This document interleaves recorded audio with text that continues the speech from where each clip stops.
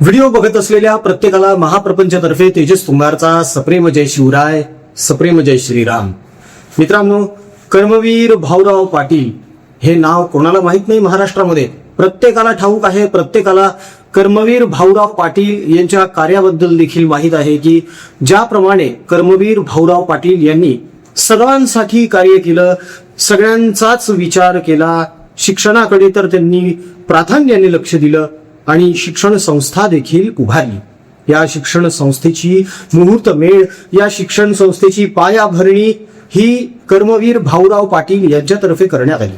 या शिक्षण संस्थेचं नाव म्हणजे आजची आघाडीची शिक्षण संस्था असं म्हटलं जातं. ते नाव म्हणजे रयत शिक्षण संस्था. विषय तुम्हाला कळलेलाच असेल की आज आपण बोलणार आहोत याच रयत शिक्षण संस्थेबद्दल, अर्थात शरदचंद्र पवार साहेब यांच्याबद्दल. तर झालं काय की कर्मवीर भाऊराव पाटील यांनी जेव्हा ही रयत शिक्षण संस्था चालू केली तेव्हा या शिक्षण संस्थेमध्ये त्यांनी काही एक बॉडी तयार केली त्यांच्या या शिक्षण संस्थेची आणि एक संविधान तयार केलं. यामध्ये त्यांनी असं नमूद केलेलं होतं या संस्थेच्या संविधानामध्ये की जो कोणी या राज्याचा म्हणजे महाराष्ट्र राज्याचा मुख्यमंत्री असेल तो त्याच्या मुख्यमंत्री पदाच्या कार्यकाळांमध्ये रयत शिक्षण संस्थेचा अध्यक्ष असेल. ज्या दिवशी मुख्यमंत्री पदावरून ती व्यक्ती पाय उतार होईल त्या दिवशी अध्यक्ष म्हणूनही त्यांना पाय उतार व्हावं लागेल आणि नवे मुख्यमंत्री मग रयत शिक्षण संस्थेचे अध्यक्ष बनतील. अशी पायाभरणी झालेली, हे संविधान तयार झालेलं. अचानक आपल्याच गुरुच्या पाठीत खंजीर खुपसून, असं आम्ही म्हणत नाही, असं अनेक राजकीय विश्लेषक म्हणतात, आपल्या राजकीय गुरुच्या पाठीत खंजीर खुपसून शरदचंद्र पवार साहेब राज्याचे मुख्यमंत्री झाले. साहजिकच रयत शिक्षण संस्थेच्या संविधानानुसार, त्यांच्या मसुद्यानुसार ते त्या शिक्षण संस्थेचे मानद अध्यक्ष देखील झाले. ते काही कायमस्वरूपी अध्यक्ष नव्हते. मात्र मग अध्यक्ष झाल्यानंतर, मानद अध्यक्ष झाल्यानंतर शरद पवार साहेबांनी आपल्या कुटुंबातील व्यक्तींना तिथे सभासद करून घेण्याची रीघच लावली आणि त्यांनी चक्क संविधानच बदलून टाकलं आणि मुख्यमंत्री या रयत शिक्षण संस्थेचा अध्यक्ष असेल हे ब्रीद त्यांनी काढून टाकलं आणि सर्वांसर्वी सर्वतोपरी या शिक्षण संस्थेचे सर्वाधिकार हे पवार घराण्याकडे कसे राहतील याकडे लक्ष देऊन त्यांनी संविधानामध्ये तसे आपल्या सोयीनुसार बदल घडवून घेतले आणि ते आजतागायत त्या शिक्षण संस्थेचे अध्यक्ष बनले. आता फक्त एवढंच शिल्लक बाकी आहे की आजन्म जेव्हापर्यंत ही संस्था चालेल तोपर्यंत या संस्थेचे अध्यक्ष हे शरदचंद्र पवार साहेबच असतील असं संविधानामध्ये घ्यावं लागेल. म्हणजे त्यांच्या हयात असण्यानंतरही आणि हयात नसण्यानंतरही शरद पवार हेच अध्यक्ष असतील असं अजून कुठे आलेलं नाहीये. मात्र एक गोष्ट जी सगळ्यांना समजायला हवी, सगळ्यांपर्यंत पोहोचणं गरजेचं आहे, ती म्हणजे रयत शिक्षण संस्था ही शिक्षण संस्था शरद पवार साहेबांनी सुरू केलेली नाही, ती कर्मवीर भाऊराव पाटलांनी सुरू केलेली आहे आणि या रयत शिक्षण संस्थेचे संस्थापक अध्यक्ष कर्मवीर भाऊराव पाटील हेच आहेत. आता विषय असा आहे की या रयत शिक्षण संस्थेची अध्यक्षपदाची निवडणूक झाली 3 वर्षांसाठी, परत अध्यक्ष निवडायचा होता.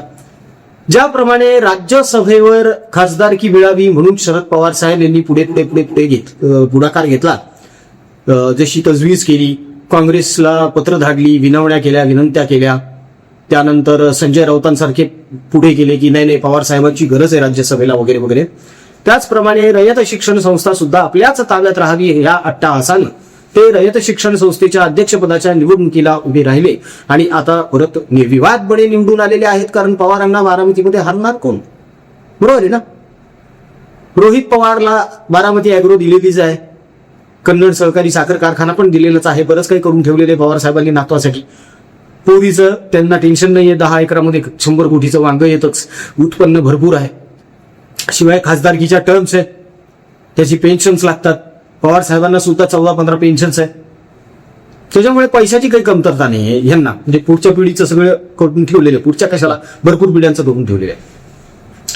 आता प्रश्न असा निर्माण होतो की अशा परिस्थितीमध्ये हा अट्टाहास कशासाठी, हा हव्यास कशासाठी? ही रयत शिक्षण संस्थेचं अध्यक्षपद सुद्धा यांनाच पाहिजे. नाही, याचा एक अर्थ असा निघतो ना की पवारांनी सक्षम नेतृत्व तयार तर केलं नाहीच, मात्र सक्षम व्यवस्थापन करणारे व्यक्तिमत्व सुद्धा हे तयार करू शकले नाहीत. का पवारांचा कोणावर विश्वासच नाहीये का, की सगळं काही मलाच पाहिजे ही त्या मागची भावना किंवा धोरण असं काही आहे का? नेमकं शरद पवार यांचं गणित काय, सगळं काही यांनाच कसं काय हवंय बरं? आता या परिस्थितीमध्ये म्हणजे जेव्हा ते राज्यसभेची खासदारकीची शपथ घ्यायला गेले तेव्हा सुद्धा व्हीलचेअरवर गेले आणि आता रयत शिक्षण संस्थेचे अध्यक्ष असताना हे परत व्हीलचेअरवरच जाणार आहेत का बैठकांना? आणि असं किती मोठं भव्य दिव्य कार्य घडणारे या शिक्षण संस्थेच्या मार्फत, पवार साहेबांच्या मार्फत आता इथून पुढे पवार साहेब day to day meetings attend करू शकतील का, हा सुद्धा एक खूप मोठा प्रश्न आहे. करतील, कारण आता 2029 पर्यंत निवडणुका नाही आहेत. कारण निवडणुका लागल्या, सुनेत्रा वहिनी उभ्या राहिल्या, पार्थ जय उभे राहिले की हे लगेच ब्रिज कॅन्डीमध्ये ऍडमिट होणार प्रकृतीच्या अस्वास्थ्याखाली. रिझल्ट लागला की बाहेर येणार. ही नीती सुद्धा महाराष्ट्रानं अनुभवलेली आहे. पण आता याच रयत शिक्षण संस्थेच्या अध्यक्षपदाच्या निवडणुकीनंतर आणखी एक मुद्दा समोर आलेला आहे, तो म्हणजे रोहित पवारच्या बाबतीमधला सुद्धा आहे आणि पवारांच्या बाबतीमधला सुद्धा आहे. यावरच आज आपण थोडंसं बोलणार आहोत मित्रांनो. मात्र त्या अगोदर आठवण करून देतो, 14 मेला आपल्या शंभूराजांची, धर्मवीर छत्रपती संभाजी महाराजांची जयंती आहे, ज्या निमित्त आपण मोठ्या प्रमाणावर अन्नदान आयोजित केलेलं आहे. आणि कॅन्सरग्रस्त रुग्ण जे आहेत त्यांचे औषधोपचार, त्यांच्या नातेवाईकांसाठी अन्नदान, विद्यार्थ्यांचं शिक्षण, शेतकरी राजाला सामान पोहोचवणं आणि वृक्षारोपण मोठ्या प्रमाणावर, हे सगळे उपक्रम त्या दिवशी जोरदार राबवायचे आहेत आपल्याला.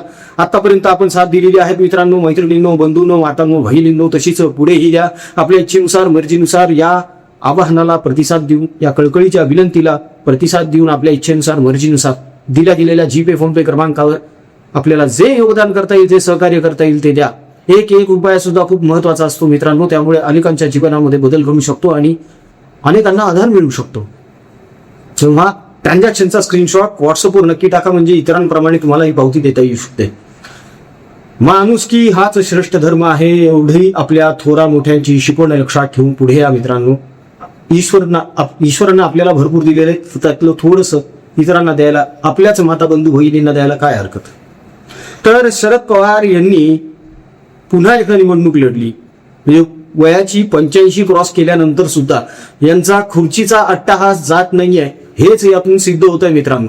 खरं तर शरद पवार यांनी, अजितदादा पवार यांनी म्हटल्याप्रमाणे बॅकफुटवर राहायला काही हरकत नव्हती. बॅकफुटवर म्हणजे काय, की आता शरद पवार यांनी मोठ्या आसनावर जाऊन बसावं.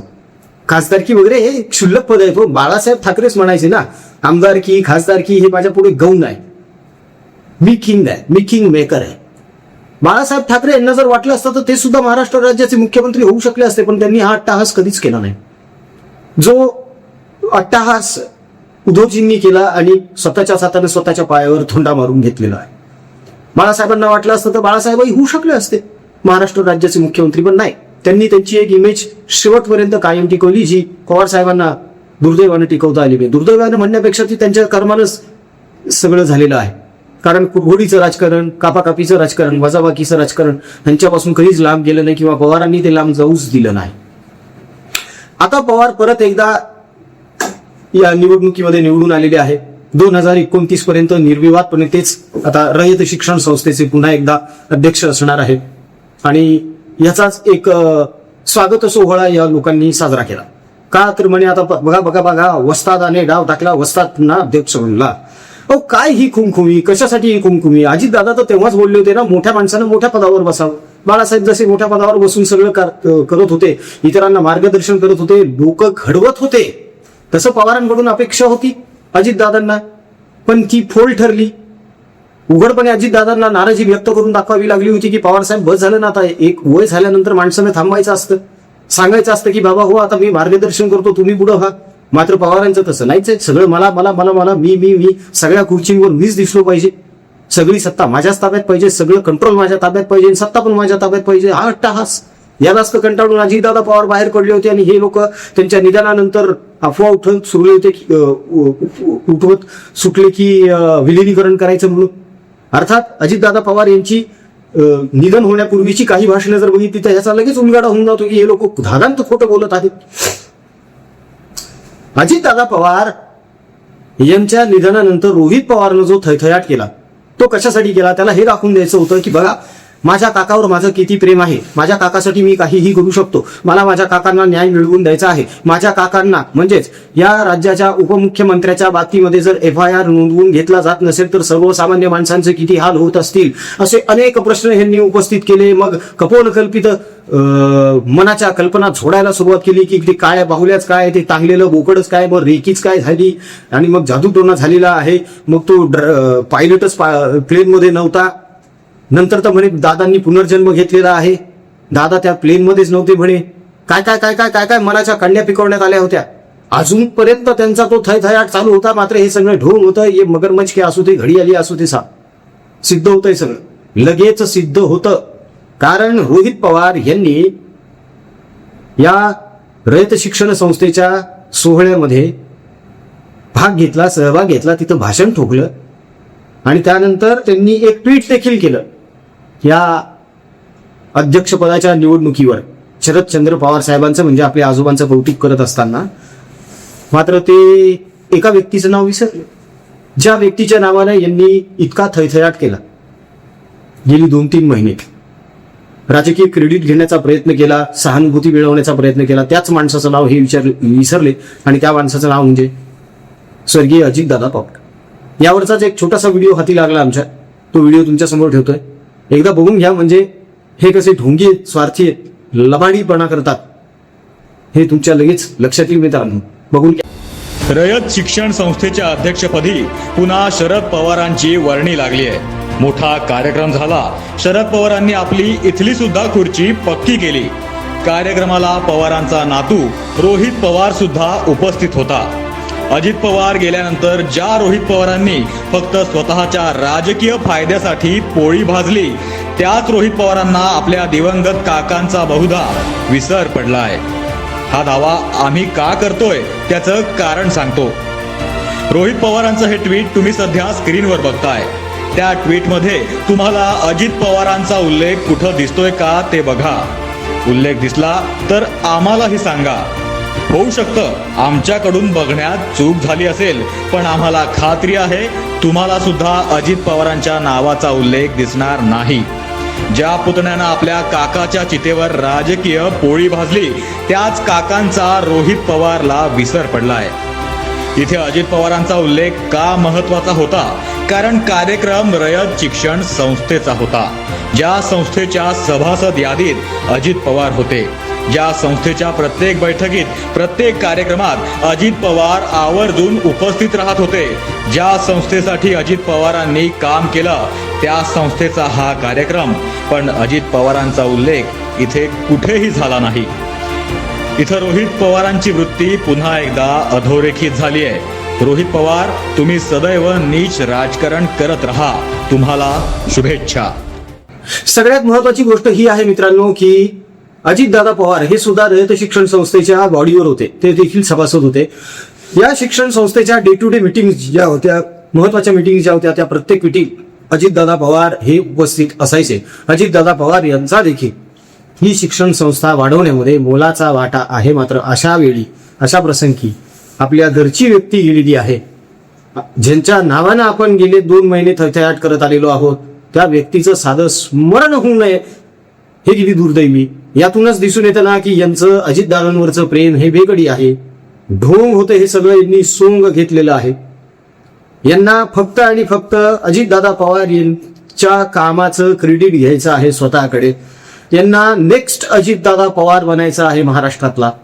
मात्र अजितदादा बनणं इतकं सोपं नाही. आता शरद पवार साहेबांबद्दल जर बोलायचं झालं तर यावेळी बोलत असताना शरद पवार साहेब यांच्याकडून सुद्धा अपेक्षा होती की मी परत एकदा अध्यक्ष झालेलो आहे, माझ्या खुर्चीच्या बाजूलाच अजित बसायचा. आज प्रकर्षाने त्याची आठवण येत आहे. 2 शब्द बोलले असते तर आपोआपच सहानुभूती मिळाली असती. असा थयथयाट करत बसायची गरज नव्हती या लोकांना. मात्र काय झाले नाही माहितीये का की यांचा पक्ष खड्ड्यात गेलेला आहे, यांचा गट रसातळाला गेलेला आहे. हा पक्ष आता नामशेष व्हायच्या मार्गावर आहे. त्याच्यामुळे हे सगळे वैफल्यग्रस्त झालेले असावे आणि त्यामुळेच कदाचित चांगल्या गोष्टी न सुचता यांना आडमार्गच सुचत असावं. साध्या साध्या सोप्या सोप्या गोष्टी येतो ह्या यांना सुचू नयेत का? काय फरक पडला असता की त्या समारंभामध्ये, त्या सोहळ्यामध्ये जर रोहित पवारने अजितदादांचं नाव घेतलं असतं, त्यांचं स्मरण केलं असतं तर शरद पवारांनी जर आठवण काढली असती अजितदादांची तर काय घडलं असतं बरं? उलट सगळ्यांनी त्यांच्या मनाचा मोठेपणा कबूलच केला असता, कौतुकच केलं असतं की बघा अजितदादांना विसरले नाहीयेत पवार साहेब, अजून पवार साहेबांच्या मनामध्ये अजूनही अजितदादांबद्दल सॉफ्ट कॉर्नर आहे. पण जर अजितदादांच्या बद्दल पवारांच्या मनामध्ये सॉफ्ट कॉर्नर असता तर त्यांनी आपल्या सुनबाईंचं कौतुक केलं असतं की सुनबाई हरकत नाही, चल जाऊ दे, झालं गेलं, गंगेला मिळालं, पदरी पडलं, पवित्र झालं बाई, पण आता तू झालीस ना महिला उपमुख्यमंत्री कोहिनी महाराष्ट्राची, चल पवार कुटुंबातर्फे तुला पाठिंबा. निवडणुकीला उभी आहेस का तू? चल मी येतो प्रचाराला. बरं ठीक आहे, माझी तब्येत नाहीये, तू एक काम कर, मी व्हिडिओ करून टाकतो. अहो बाळासाहेब ठाकरे सुद्धा त्यांच्या प्रकृती अस्वस्थामुळे दसरा मेळाव्यामध्ये आले नव्हते भाषणाला. तोबा गर्दी जमलेली असताना सुद्धा नव्हते आले, तर तरी सुद्धा बाळासाहेब तिथे होते. कसे होते? तर व्हिडिओ कॉन्फरन्सिंग होती. बाळासाहेबांचं ते भाषण स्क्रीनवर दाखवण्यात आलं, तेव्हा खुर्ची रिकामी ठेवलेली होती मंचावर बाळासाहेबांची. तसं करता येऊ शकत नव्हतं पवार साहेबांना व्हिडिओ कॉन्फरन्सिंग. जर टेक्नॉलॉजी माहित नाहीये, कसं करायचं काय करायचं माहित नाही, उद्धव ठाकरेंना भेटायचं असतं. उद्धव ठाकरेंना तर कांडगा अनुभव आहे लाईव्ह येण्याचा. पण उद्धव ठाकरेंना भेटायची तरी काय गरज होती? रोहित पवारकडे काय IT सेलचे लोक कमी आहेत का?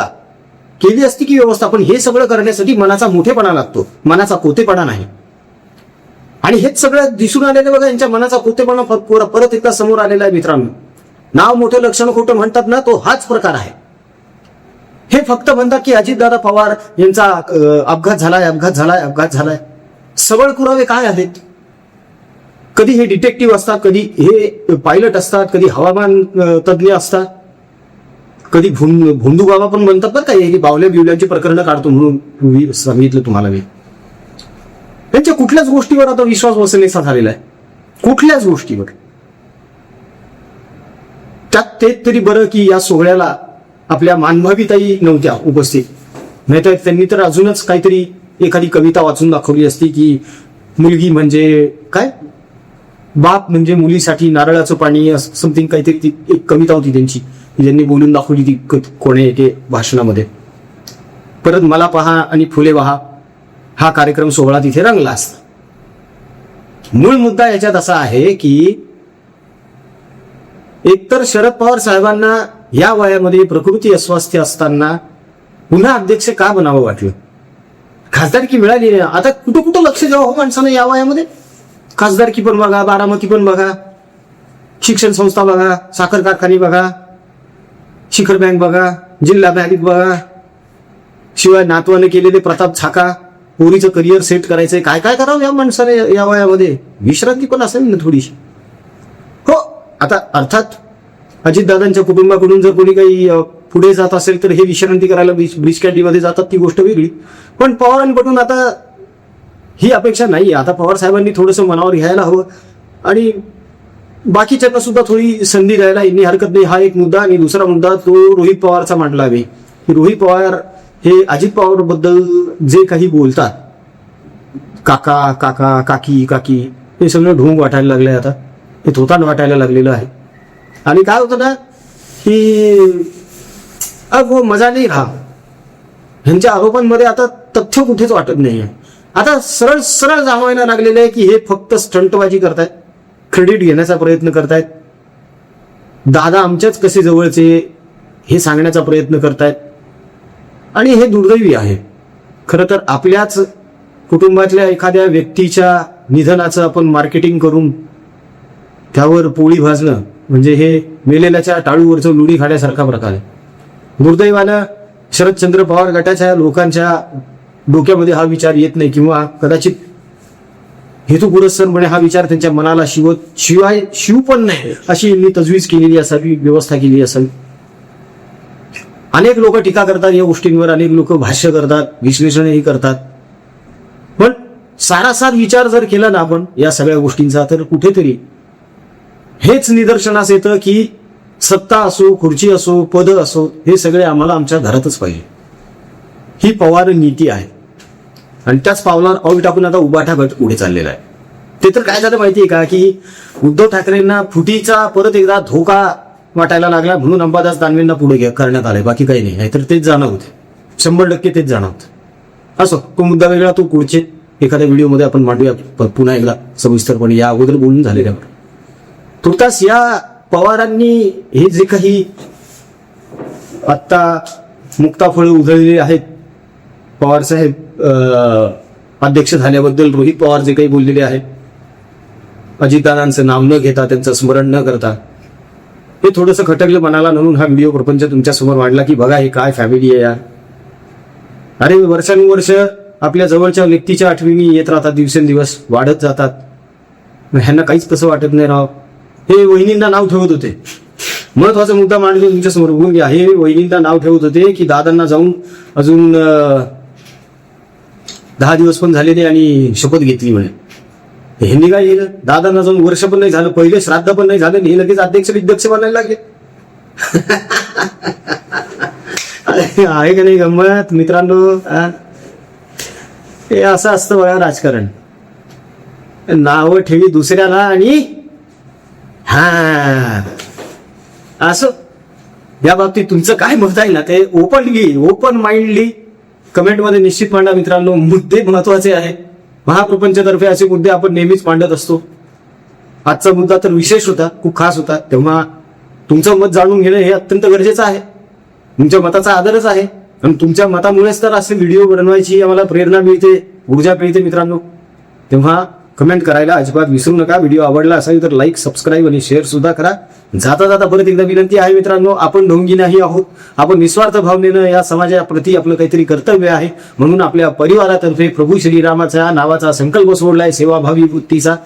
येत्या 14 मेला आपल्याला शंभूराजांची जयंती जोरदार साजरी करायची आहे. अन्नदान करून, आपल्या कर्करोगग्रस्त रुग्णांच्या औषध उपचारांची सेवा करून, बळीराजाच्या घरामध्ये त्याच्या लेकरांसाठी अन्न पोहोचवून, किराणा सामान पोहोचवून, विद्यार्थ्यांना वह्या पुस्तकं देऊन त्यांच्या पुढच्या शिक्षणाची वाट आपल्याला सुकर करून द्यायची आहे. या सत्कर्मामध्ये आपण सहभागी व्हावं, योगदान द्यावं, हीच विनंती आणि कळकळीचं आवाहन.